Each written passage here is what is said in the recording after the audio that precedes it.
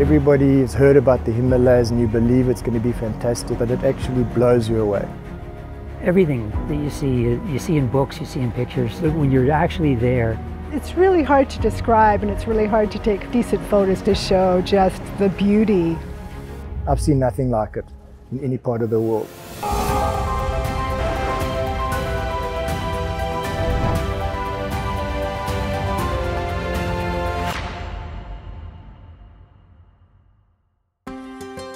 Some days you feel absolutely fine. The next day you struggle to breathe. So if you miss a breath, you kind of go. You certainly have apprehension. Your stomach is going, oh boy, what's going to happen today? Shortness of breath, or fatigue, or headaches. And we were nervous. Sure, we were really nervous about these passes and the heights.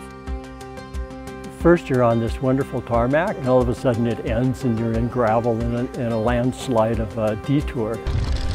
The dirt roads, traffic, the diesel, the dust, and add the altitude to it. It's very, very challenging. Top of the morning. Oh, top of the world. And we're just in awe of the stunning scenery. It's above the tree line. You're looking down at valleys that are, 1,000 feet lower than where you're riding. The vistas from the top, the long, long, long descents, and the switchbacks. I've never seen so many switchbacks in my life. I don't think pictures will do it justice. It's surreal.